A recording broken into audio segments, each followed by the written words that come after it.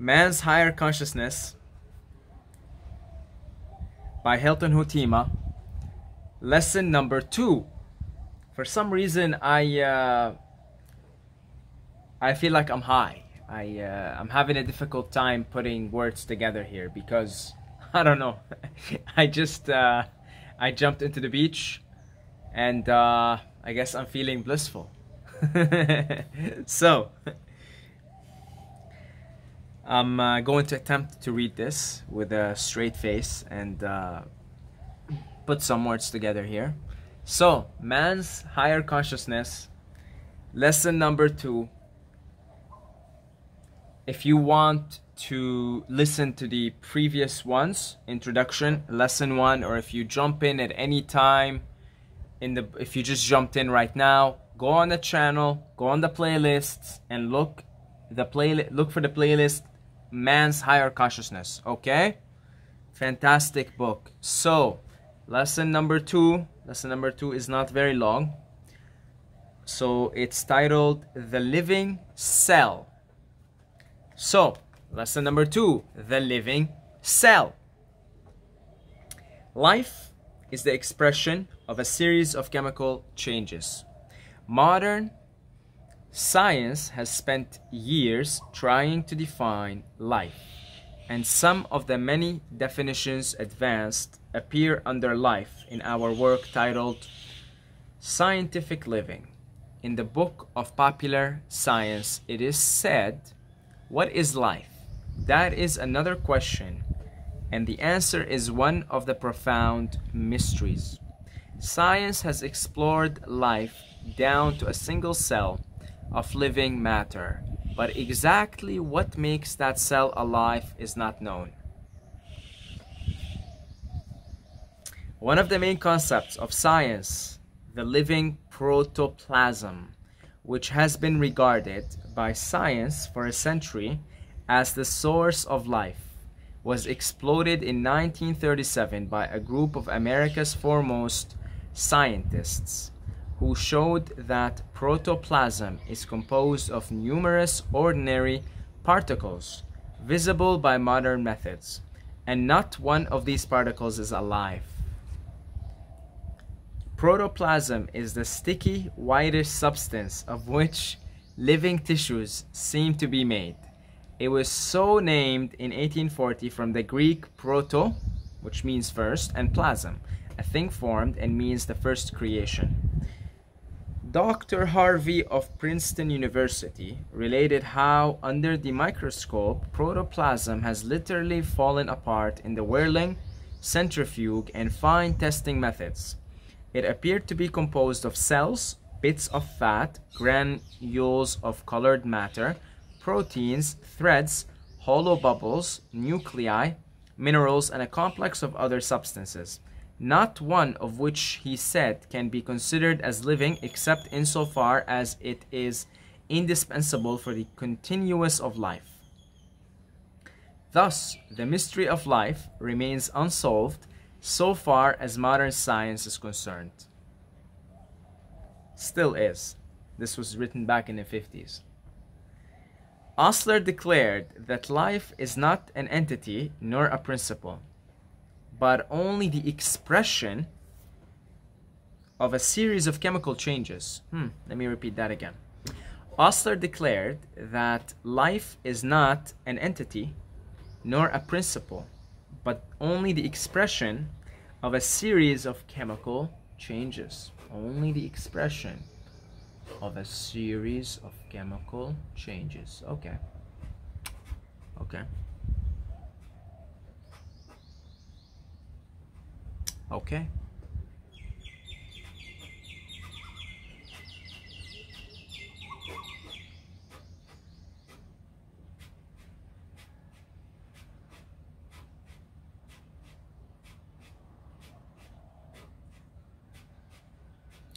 Then came the famous Carroll, whose experiments showed that Osler is wrong.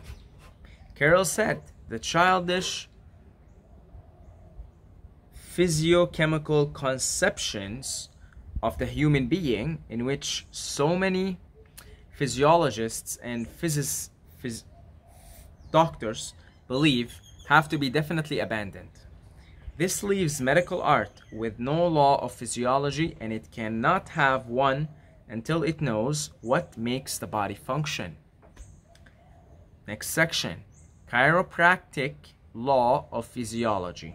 The science of chiropractic discovered the law of physiology, and the law was formulated by the great Willard Carver, who died in 1943 at the age of 80. He founded the Carver Chiropractic College at Oklahoma City in 1905. He wrote, "Organisms that move in the conduct we term animation are not alive. Life is immanent in such structures, but not inherent in them. Life flows through them. We speak of a wire as being alive, whilst a current of electricity is flowing through it. If we cut off the current, the wire becomes dead. Yet the wire itself has assumed no visible change." Let's read that one more time. We speak of a wire as being alive, whilst a current of electricity is flowing through it. If we cut off the current, so the electricity, the wire becomes dead. Yet the wire itself has assumed no visible change. So it's just a wire. Electricity flows through the wire. The wire, we say the wire is alive. If we think of our bodies, electricity runs through, so the body's alive. But if you cut off the current, then the wire is dead, but it's still a wire. See, it hasn't assumed it, so it's still a wire, but there's no more electricity, so we say the wire is dead. Whereas with the human body, as soon as there's no more electricity flowing, then it actually decays. It goes into a state of decay. Okay. Life, as it is observed in this material existence, is the action of matter under the operation of force. So matter, body, under the operation of force. The body of man is alive in the sense that it is animated by the life principle flowing through it, much like electricity. You see? So, there is a force, the electricity. Once that force leaves, that electricity, then the body is dead. It's like imagine there is no more electricity flowing through this body. Then you would just have a dead body here. There would be nothing. There would be no words spoken because the life force is left, and the body starts to decay.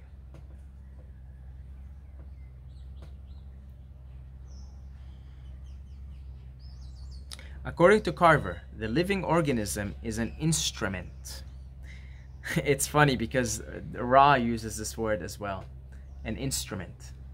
Ra, in the book The Law of One, it's a channeled material. He uses the word instrument in regards to the lady that's channeling Ra. So that's very interesting, actually. The word instrument, very interesting. So, according to Carver, the living organism is an instrument, and its animating power is the life principle.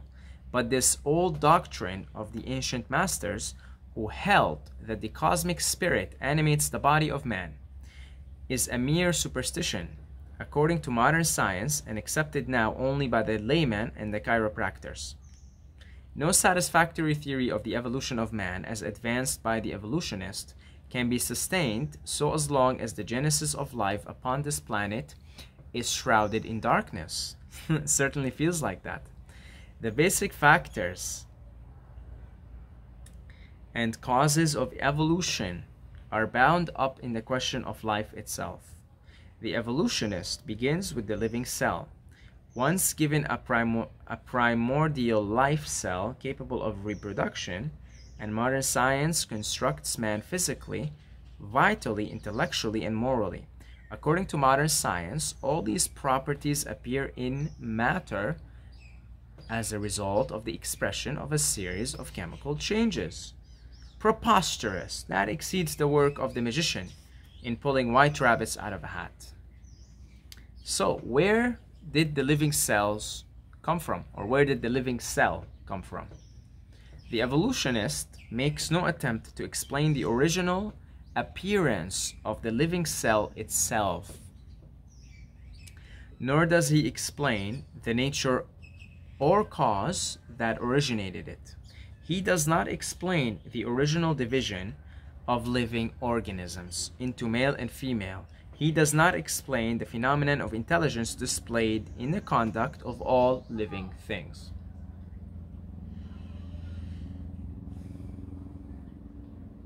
Modern science explains none of these things. On the other hand, it most unscientifically relegates them to the realm of the unknowable. Modern science confesses itself baffled at every point when it would explain how life evolves from non-life, how sensation evolves from non-sensation, how intelligence appears in living creatures. It fails to explain these phenomena, just as it fails to explain how intuitive intelligence rises into rational intelligence, or how unmoral perceptions rise into moral conceptions. The vigilant biologist traces life to the nucleated cell. Here in the department of protozoa, he becomes bewildered. He misses the connecting link. He fails to discover that subtle principle which enters into and converts inanimate substance into living organisms.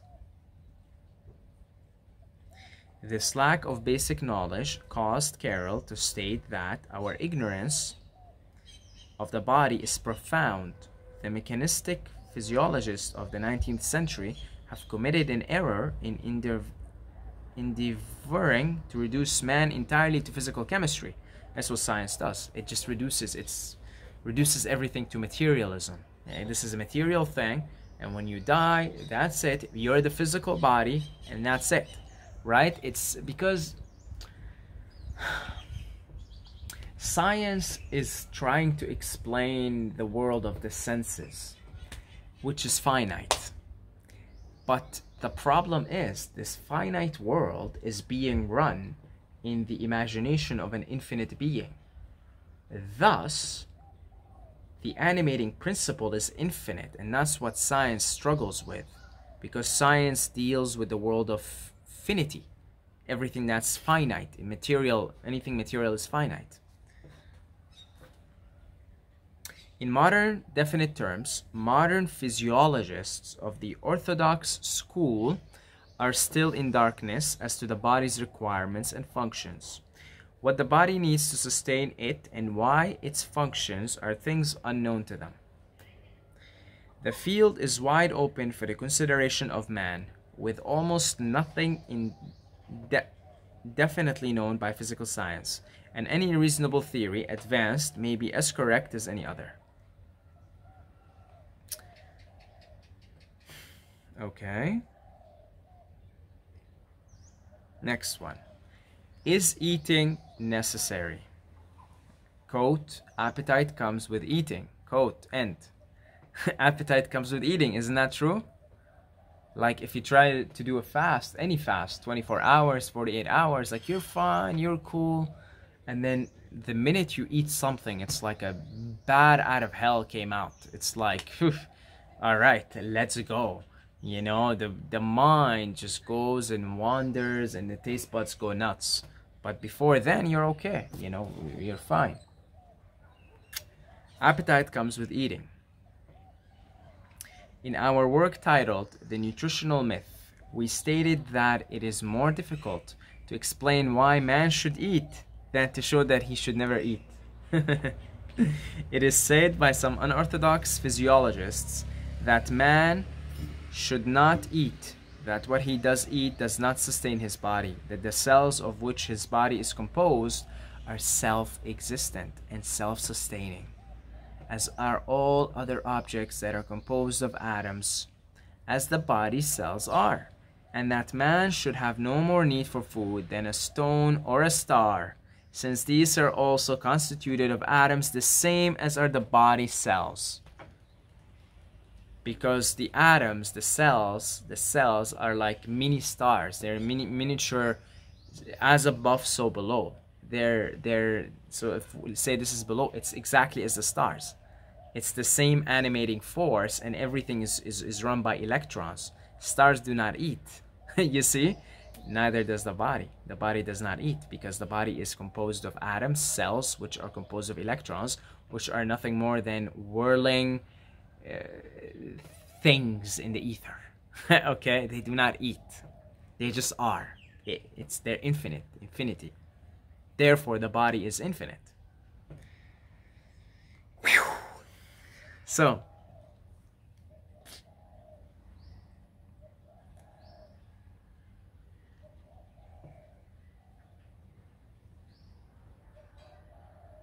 science knows that the parent cell begins the body and builds it by a process of cell division and subdivision. Food does not build the cell nor the body. Neither can food sustain the cell or the body. New cells are not produced by food, but by the division of pre-existent cells. The new cells replace the disintegrated cells. Modern science knows that. It knows that the new cells are not the product of food, yet it insists that the body is nourished and sustained by what man eats. Actually, this is so obvious. Science tells us, you fast for 3 days, water fast, your entire immune system resets. So you're telling me, are you telling me that when you stop eating, your cells actually regenerate? Yes. Yes, folks, yes. And it isn't just the ancient masters that are telling us this. It's actually science. You stop eating and your entire immune system regenerates. And food is nourishing, right? Nourishing. Your immune system can't regenerate unless you stop eating. Period. I mean, it not fully. It's always in the process of, but you continue to eat and then it can't catch up. So it's always trying to get back to homeostasis. It's always trying to heal itself. It's always trying to regenerate itself, but not fully, because you keep running away and your body is trying to catch up again. But you don't eat. Just 3 days. Just water. And your entire immune system resets. Yeah, and food is nourishing. Right. Right. Isn't that obvious? Okay.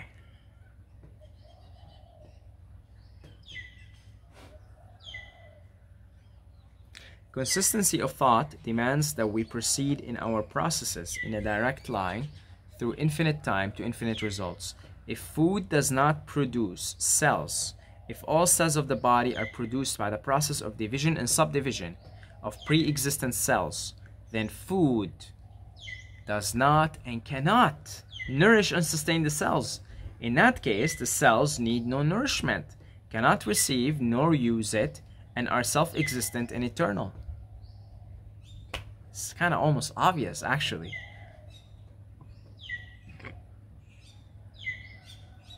If food can produce and sustain living cells,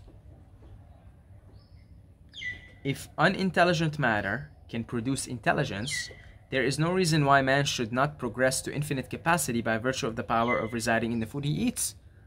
If food is nourishing, then theoretically we should keep eating and living forever. It's nourishing, right? It's nourishing. Every time you eat it, you're supposed to become like Popeyes, right? And your arms get big and you go, right? And then you become this super powerful monster, and then, you know, theoretically, you should go on forever. If food is nourishing, right? What is a nourishing thing? It continues to grow. It should continue to help you grow and go on. But that's not the case. Next section. And, okay, next section, elimination. Experiments consistently show, without any exception, that elimination is much more important than feeding. Many refuse to recognize that fact. This is important, actually. The maintenance of the vital condition of the body is more intimately and immediately related to and dependent upon the excreting part of the physiological process than it is upon the supply of new ailment. Many refuse to recognize the fact that feeding may be suspended for a considerable period without causing anything more serious than loss of weight and strength. The records show that people have gone without food all the way from 40 days to 40 years and still lived in good health. But the elimination of the effects of the substance produced by tissue disintegration cannot be checked for even a few minutes in warm-blooded animals without inducing fatal results. Every act of respiration is in effect the leading process of excretion, and the only process of animation. For it to stay, the breathing is to stop the living. The products of cell disintegration are liquids and gases, of which the gases form the greater part. They tell you 70% of toxins leave through your breath because everything is ether, everything is gases. You know, everything is gases. So actually most toxins leave via the breath, which is gaseous. It's all in the breath. It's the ether. Everything is in the ether, you know, but we trust our senses so much. We're so deluded by the senses. If we can't see it, then it can't possibly exist. It can't possibly be real.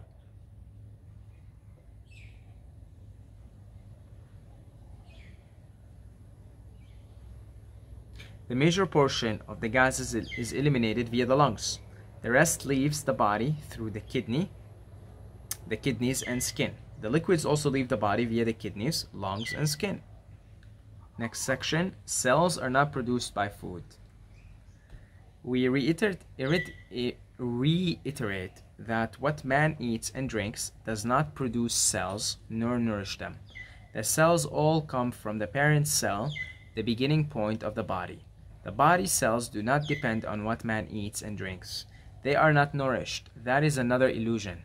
The cells are far above the nutritional level, are independent of nutrition, and are self-existent and eternal, a fact demonstrated by Carver. Upon the demise of the body, the tissues, glands, and organs disintegrate, setting free the cells that constitute these structures. And the immortal cells return to the cosmic ether, whence they came. The cells are perpetual and indestructible, as are all primal elements of the universe, to which order the body cells belong. Next section. We're almost done here. Early men were breatharians. These facts have constrained unorthodox physiologists to advance the theory that the first men in the early days were breatharians, deriving from the divine breath of life all the substance the body required for its existence, and they lived from 80,000 to 100,000 years, or until they were ready to return to their spiritual home. As we're supposed to have a conscious death. We're supposed to just drop our physical body and leave whenever we want and go wherever we want. That's how it's supposed to happen. That's how the high yogis in India do it. It's called Mahasamadhi. The human body is now known to be a composition of trillions of cells. Each cell is a mass of millions of atoms, each of which is a globular system with planets whirling with tremendous speed. What use, asks the unorthodox physiologist, has such a system for food and drink? What use has our solar system for food and drink? If our solar system does not eat, does not drink, this solar system does not eat and does not drink. Period. The miraculous cell. The body cells are endowed with unsuspected powers and astounding properties. Despite its smallness, the cell is an exceedingly complex organism that does not in the least resemble the favorite abstraction of the modern chemist. While the structural complexity of the living cell is disconcerting to the orthodox biologist, its chemical constitution is still more intricate.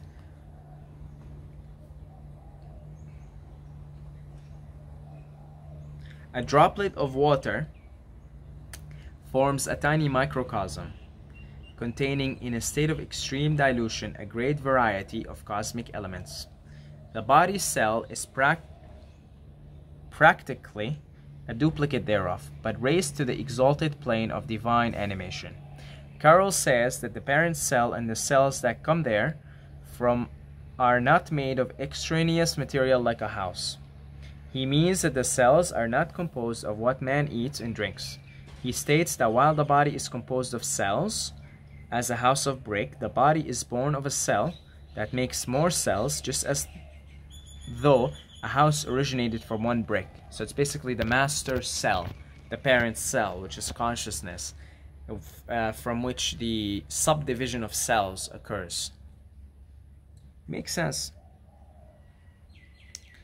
Makes sense. But not in these senses. This is the higher sense, the inner knowing. It's like, yeah, of course, of course. How did I miss that? All is one, the law of one. It all comes from the one, from the source. Okay.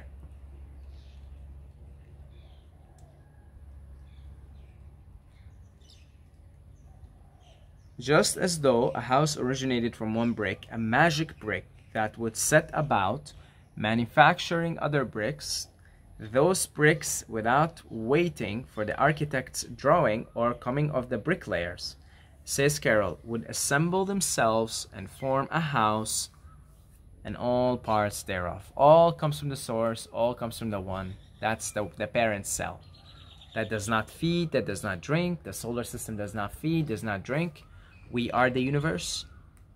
Our cells are miniature universes, and they actually resemble stars. God, this is so obvious once you see it. It's like, oh my God, it's so obvious.